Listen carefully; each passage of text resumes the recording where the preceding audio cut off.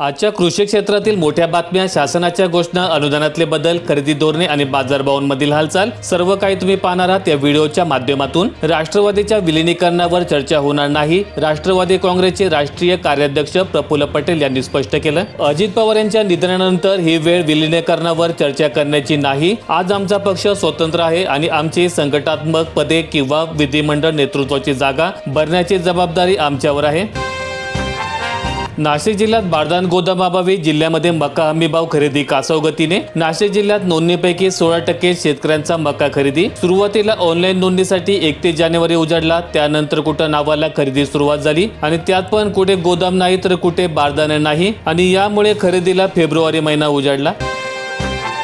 पायलटच्या मदतीने अजित पवारांचा घातपात, रोहित पवारांचा थेट आरोप, आवाजवी इंधनामुळे स्फोट, चौकशीवर प्रश्नचिन्ह, विमानाची वेळ का बदलली, पायलट का बदलले गेले, विमानाच्या देखभालीची स्थिती काय होशी असा प्रश्न त्यांनी उपस्थित केलाय। नांदेड जिल्ह्यातील सेनगाव बाजार समितीत हळद खरेदीला सुरुवात, पहिल्या दिवशी 17,000 रुपयांचा दर, शेतकऱ्यांमध्ये आनंदाचं वातावरण। नाशिक जिल्ह्यातील 5 रेल्वे स्थानकांवर 1200 कोटींची विकास कामे, प्राधिकरण आयुक्त शेखर सिंह यांची माहिती, दीर्घकालीन विकासाला चालना मिळणार। चिंच यंदा शेतकऱ्यांसाठी गोड, महिलांनाही मिळतोय रोजगार, चांगल्या पावसामुळे उत्पादनात वाढ, 80 ते 90 रुपये किलो दराची अपेक्षा। व्यापाऱ्यांनी झाडावरून चिंच काढून महिलांना घरपोच फोडण्याचे काम देण्यास सुरुवात केली। महिलांना प्रति किलो 20 ते 25 रुपये मजुरी दिली जात असून एका महिलेला दिवसाला 10 ते 12 किलो चिंच फोडली जाते। अजितदादांच्या आवाजातील बनावट व्हिडिओ थांबवा, राष्ट्रवादीचा कायदेशीर कारवाईचा इशारा। अजित पवार यांच्या निधनानंतर त्यांच्या आवाजाचा कृत्रिम बुद्धिमत्ता म्हणजेच एआयच्या आधारे गैरवापर करून केलेल्या बनावट चित्रफिती आणि ध्वनिफिती समाज माध्यमांवर प्रसारित केल्या जात आहेत आणि हा प्रकार अत्यंत गंभीर आणि आक्षेपार्ह असून अशा कृत्यांविरोधात थेट कायदेशीर कारवाई करण्याचा इशारा राष्ट्रवादी काँग्रेसचे प्रदेशाध्यक्ष खासदार सुनील तटकरे यांनी दिला आहे। इंद्रायणी आणि पवना नदी सुधार प्रकल्पाला बूस्ट, 5 तालुक्यात सांडपाणी प्रक्रिया प्रकल्प, 976 कोटींच्या निविदा। रेशन दुकानातून लवकरच मिळणार स्वस्त कांदा, कृषी मूल्य आयोगासमोर प्रस्ताव। कांद्याची साठवण क्षमता नसल्याने त्याची त्वरित विक्री होणे अपेक्षित आहे आणि यासाठी स्वस्त धान्य दुकानातून ग्राहकांपर्यंत कांदा पोहोचवल्यास ग्राहकांना स्वस्तातील कांदा मिळेल आणि शेतकऱ्यांचे होणारे नुकसान टळेल, अशा स्वरूपाचा प्रस्ताव कृषी मूल्य आयोगासमोर मांडला आहे।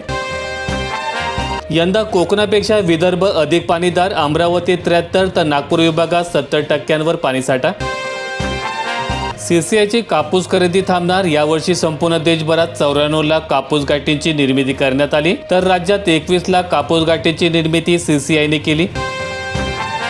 यवतमाळ जिल्ह्यात कृषी संजीवनी प्रकल्पाला 100 कोटींचा बूस्टर, 7201 गावांचा समावेश, टप्पा 2 साठी 1257 पदांच्या आकृतीबंधास मान्यता, 30% राज्यात तर 70% बाह्य हिस्सा असणार।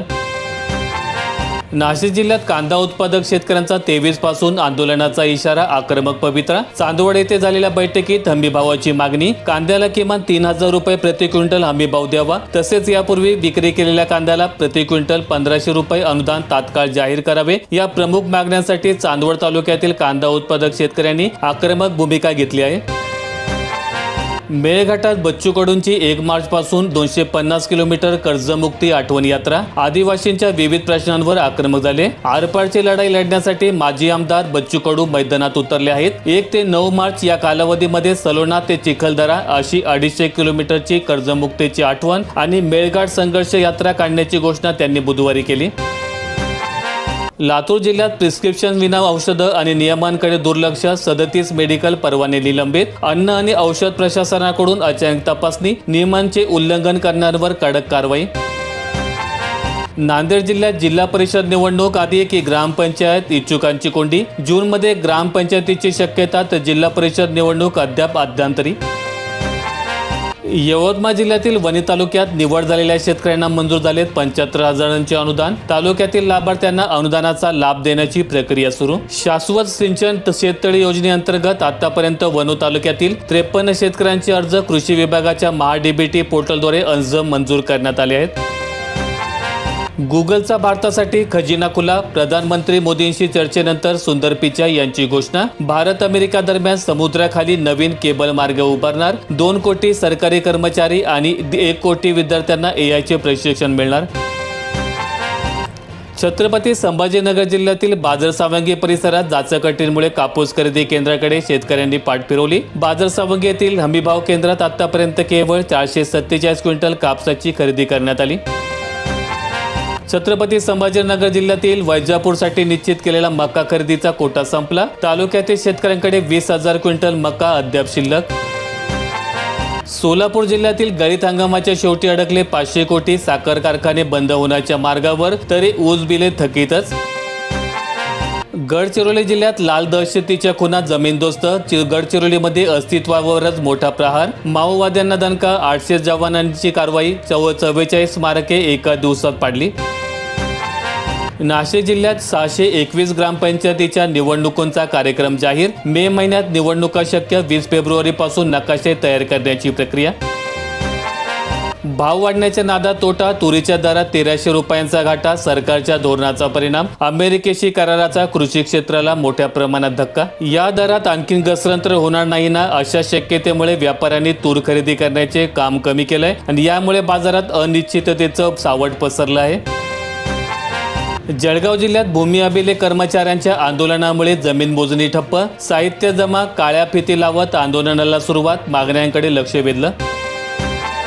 छत्रपती संभाजीनगर जिल्ह्यातील सोयगाव तालुक्यात अतिवृष्टीच्या अनुदानासाठी उद्धव सेनेचा तहसीलवर मोर्चा. सोयगावच्या तहसीलदार गायब असल्यामुळे संताप. 4 दिवसांचा दिलाय अल्टिमेटम. निवेदन देण्यासाठी गेलेल्या शेतकऱ्यांना तहसीलदार मनीषा मेने कार्यालयात भेटल्या नाहीत. यावर संताप व्यक्त करत तहसीलदार वारंवार कार्यालयातून गायब असतात. मग शेतकऱ्यांनी आपल्या व्यथा कोणाकडे मांडायचा, असा सवाल शेतकरी वर्ग करत आहेत.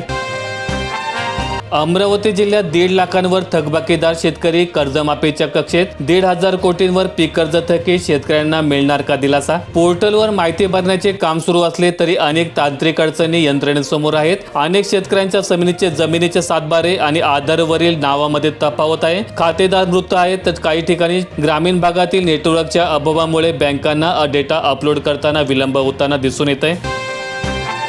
लातूर जिल्ह्यात गावागावात लवकरच रणसंग्राम. गाव पुढाऱ्यांमध्ये होणार सत्ता संघर्ष. चावडीवरच्या गप्पांना आता राजकीय धार. लातूरच्या ग्रामीण भागात निवडणुकांचे वारे. नागपूर जिल्ह्यातील 50 वस्त्यांमध्ये होते दूषित पाणी पुरवठा. 4 लाख नागरिकांना आजाराचा धोका. महापौरांच्या बैठकीत मुद्दा उपस्थित. 7 दिवसात समस्या सोडवण्याचे निर्देश. राज्यातील 52 शेतकरी युरोप अभ्यास दौऱ्यावर. कृषी मंत्र्यांच्या निर्णयामुळे अनुदानात दुप्पट वाढ. 2 लाख रुपयांपर्यंत सहाय्य मिळणार. नाशिक जिल्ह्यात ढगाळ हवामानामुळे रब्बीचे पिके धोक्यात. सिन्नर, निफाड, चांदवड आणि दिंडोरी तालुक्यातील शेतकरी चिंतेत. यंदा शेतीला पूरक हवामान नसल्यामुळे पिके धोक्यात आल्याने शेतकरी वर्ग हवालदिल झाला आहे.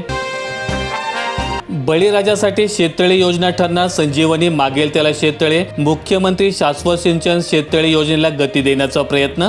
दारिद्र्य रेषेखालीच म्हणजे BPL शेतकरी व ज्या कुटुंबामध्ये आत्महत्या झालेली आहे त्यांच्या वारसांना निवड प्रक्रियेमध्ये ज्येष्ठता यादीत सूट देऊन प्रथम प्राधान्याने त्यांची निवड करण्यात येईल. आणि या व्यतिरिक्त इतर सर्व प्रवर्गातील शेततळे मागणी करणाऱ्या शेतकऱ्यांची ज्येष्ठता यादीनुसार प्रथम अर्ज सादर करणाऱ्याला प्रथम प्राधान्य.